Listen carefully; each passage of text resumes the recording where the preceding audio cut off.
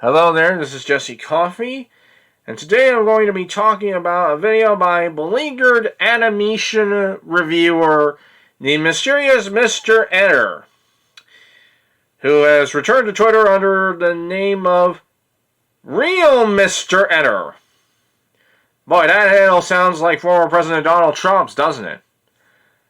And it's hardly any coincidence, as can be told by his latest video, which is titled Phoebe and Her Unicorn, Why Shows Are Getting Cancelled. He starts out by appearing to express some sort of sympathy for Dana Simpson, whose webcomic turned graphic novel, Phoebe and Her Unicorn, recently got rejected by Nickelodeon executives for reasons that are extremely sexist and which are completely lacking in self-awareness, as far as I know anyway. He spends 10 minutes doing this and telling us about the differences in the branding for Nickelodeon and Disney.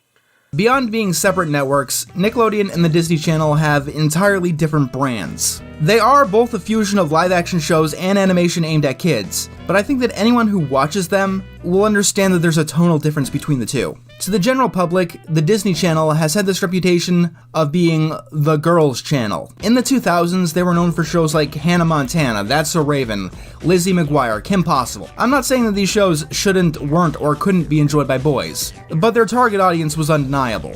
Even in more gender-neutral Disney shows like The Sweet Life of Zack and Cody or The Wizards of Waverly Place, Disney pushed the female stars, framing them at the center of the advertising and making them double as pop singers. Shows that didn't do that, like Phil of the Future or Cory in the House, never gained the same attention with their target audience. When you combine all of this with the most profitable arm of the Disney brand, the Princess line, Disney's target audience becomes pretty obvious. Nickelodeon has a different brand. Nickelodeon is rebellious, weird, and even gross. It pushed shows like Rugrats, Ren and Stimpy, Rocko's Modern Life, even SpongeBob. For the longest time, even their logo was a splat of orange goo. All that stuff was and is marketed to boys. So that's who Nickelodeon was and is aiming for. I explain all of this because I think understanding the idea of branding shows that Disney Channel's female leads are less of a reflection of the state of media than they seem. And about the way in which Disney treated such entities as the Owl House and Strange World. Let's take a look at some other big news, or rather small news. Strange World. Have you heard of this film? It was Disney's last major release of 2022.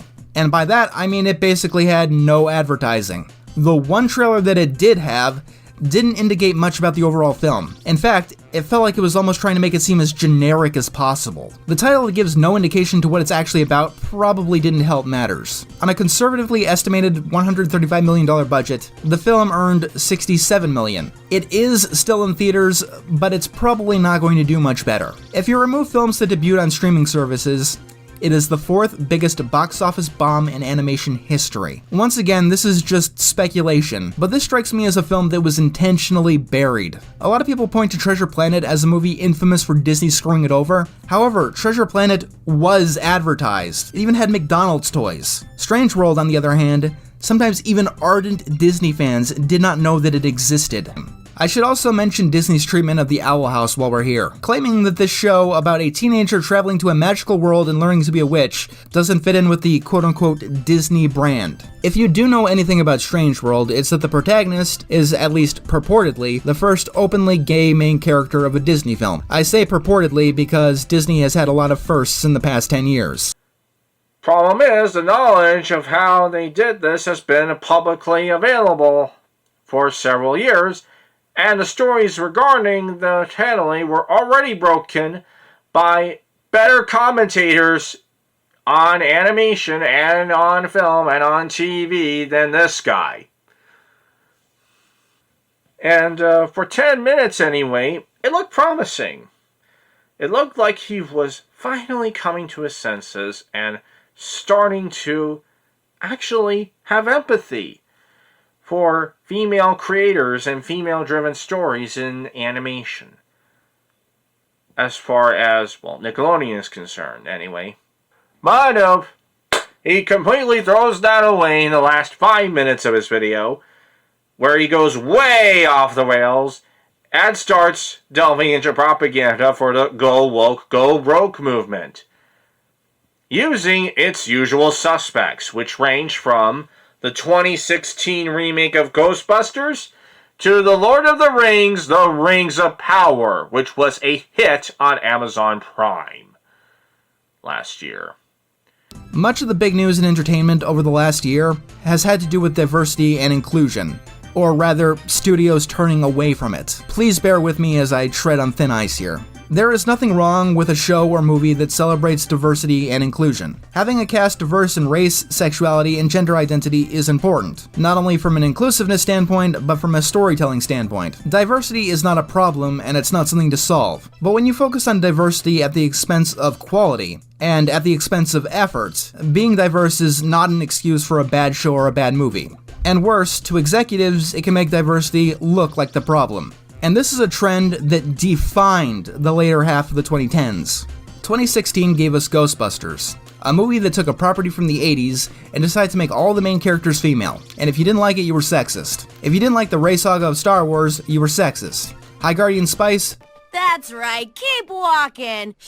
You almost chop off a person's head one time, and it's like, I was sure I was gonna have to fight her to defend your honor. Sexist. Doctor Who's female doctor? Sexist. The Little Mermaid remake or Velma? Racist. I could give you, no exaggeration, hundreds of examples of media that trend chase social justice topics without putting any effort into the quality of the work. In any medium, Q-Force, Santa Inc., Magical Girl Friendship Squad, Masters of the Universe Revelation, Battlefield 5, fucking Gillette razor blades. Every time that this has happened, the internet got angry. Very angry. Take a look on Twitter. See what people are saying about the live-action Little Mermaid remake, a movie that's not even out yet. It doesn't matter what complaints you have about how the trailer looks. If you have even the slightest complaint about anything, you're racist. You don't actually care about the trailer, you're just looking for an excuse to scapegoat your racism. Of course, a lot of people do have complaints. And to be fair, some of them are very racist. Fuck them. But a lot of people are tired of Disney remakes. Even the ones that aren't, some think that the movie doesn't even look like it's underwater.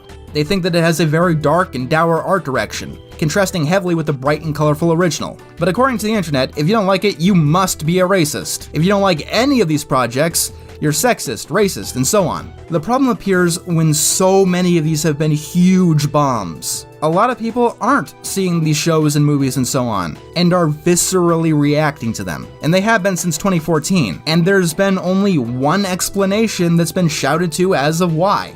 That audiences are sexist, racist, and homophobic. And if audiences are sexist, racist, and homophobic, well, then Batgirl, then Strange World, then Phoebe and Her Unicorn make bad business sense. 2022 gave us Rings of Power, the most expensive show ever made. It got 5 seasons right out of the gate before the first episode even aired. It heavily promoted racial diversity and girl power characters, over acting, over writing, even over the lore of the franchise that it was supposed to be about. That was the main draw, and it used this very destructive marketing tactic. And it has been a massive bomb. People did defend it, but the defenders waned as the show went on. This show, which was promoted relentlessly on the largest streaming platform in the world for months on end, could hardly draw in a consistent audience. And now they are stuck with 5 seasons of this black hole. Here's a headline about Season 2 of the show. Do you think that this title is going to increase excitement and viewership for Season 2? Do you think that it will make more people want to see the show?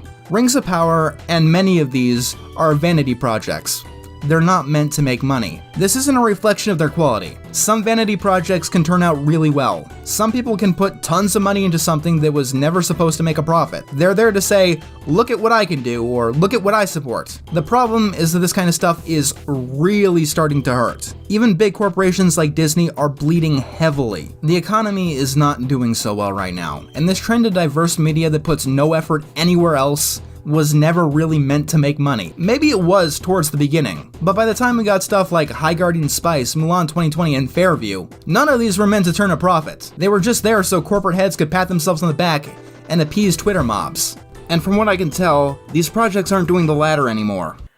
Effectively, Mr. Eder ends up trying to justify the extremely sexist reasoning had by Nickelodeon CEO Ryan Robbins and his programmer as far as canceling an adaptation of Phoebe and Her Unicorn, and he opened the video by lamenting.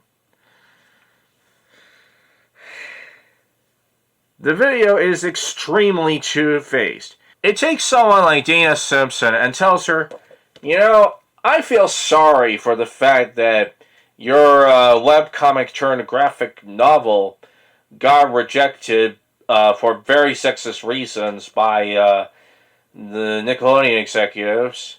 Oh wait! No, I'm not! It was woke! It was gonna go broke!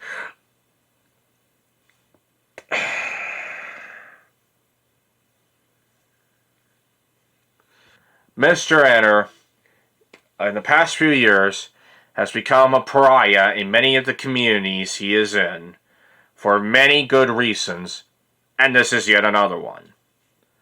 I'm Jesse Coffey.